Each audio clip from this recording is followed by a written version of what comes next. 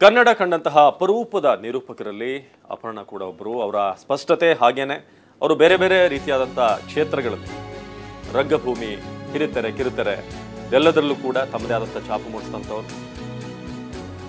ಬೆಳಗ್ಗೆ 11:30ರಿಂದ 12 ಗಂಟೆಯವರೆಗೆ ಅಂತಿಮ ದರ್ಶನಕ್ಕೆ ವ್ಯವಸ್ಥೆಯನ್ನ ಮಾಡಲಾಗಿದೆ. ಅಂತಿಮ ದರ್ಶನದ ಬಳಿಕ ಮಧ್ಯಾಹ್ನ ಅಪರ್ಣ ಅವರ ಅಂತ್ಯಕ್ರಿಯೆ ನಡೆಯಲಿದೆ.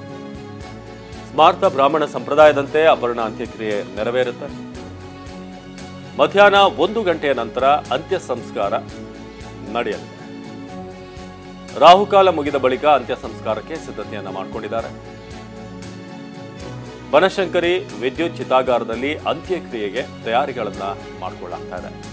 ಬನಶಂಕರಿಯ ಮನೆ ಬಳಿಯೇ ಅಂತಿಮ ದರ್ಶನಕ್ಕೆ ವ್ಯವಸ್ಥೆ. ಅವರ ಪತಿ ಈ ಬಗ್ಗೆ ಮಾಹಿತಿ ನೀಡಿದರು. ನಟಿ, ಖ್ಯಾತ ನಿರೂಪಕಿ ಅಪರ್ಣ ಬಾರದ ಲೋಕಕ್ಕೆ ತೆರಳಿದ್ದಾರೆ. ನಿನ್ನೆ ರಾತ್ರಿ ಸುದ್ದಿ ಬಂದಂತಹ ಸಂದರ್ಭದಲ್ಲಿ ಯಾರಿಗೂ ಕೂಡ ಒಮ್ಮೆ ನಂಬಲಿಕ್ಕಾಗಲಿಲ್ಲ. ಅಪರ್ಣ ಅವರ ಮಾತು, ಸ್ಪಷ್ಟತೆ, ಹಾಗೇನೆ ಹಲವಾರು ಕಾರ್ಯಕ್ರಮ, ಅದು ಸರ್ಕಾರಿ ಕಾರ್ಯಕ್ರಮ ಇರ್ಬೋದು, ದೂರದರ್ಶನದ ಕಾರ್ಯಕ್ರಮ, ಇದೆಲ್ಲದರಲ್ಲೂ ಕೂಡ ಅವರ ಮಾತುಗಳು ನೆನಪಿನಲ್ಲಿ ಉಳಿಯುವಂಥವು.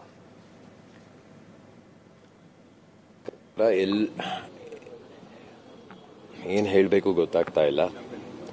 ಸಾರ್ವಜನಿಕರ ದೃಷ್ಟಿಯಿಂದ ಎಲೆ ಮರೆಯ ಕಾಯಿ ಹಾಗೆ ಇರಬೇಕು ಅಂತ ನನ್ನಮ್ಮ ಮತ್ತೆ ಅಪರ್ಣೆ ಹೇಳ್ಕೊಟ್ಟ ಪಾಠ.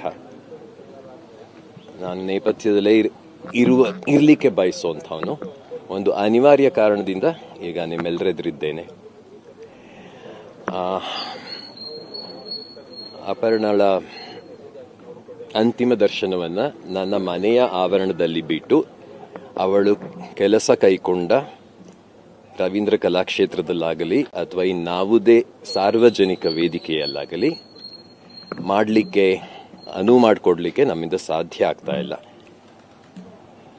ಯಾರೇ ಇರಲಿ, ಅಪರ್ಣಾಸಕ್ತರು, ಕನ್ನಡಾಸಕ್ತರು, ದಯಮಾಡಿ ಅವಳು 20 ವರ್ಷಗಳ ಕಾಲ ನನ್ನೊಡನೆ ಇದ್ದ ಈ ಮನೆಯಂಗಳಕ್ಕೆ ಬರಬೇಕು ಅಂತ ಕೋರ್ಕೋತೇನೆ. ಈಗ ಇವತ್ತೇನೋ ರಾಹುಕಾಲ 10:30ರಿಂದ 12 ಅಂತ ಹೇಳಿದ್ದಾರೆ. 12ರೊಳಗೆ ಬಂದರೆ ನಮಗೆ ಅನುಕೂಲ. ಆಮೇಲೆ ನಮ್ಮದೇ ಒಂದು ಕೌಟುಂಬಿಕವಾದ ಆಚರಣೆಗಳಿರುತ್ತೆ. ಅದನ್ನು ಮಾಡ್ಕೊಂಡ್ಬಿಟ್ಟು ನಾವು ಬನಶಂಕರಿಯ ವಿದ್ಯುತ್ ಚಿತಾಗಾರದ ಕಡೆಗೆ ಹೋಗ್ತೇವೆ.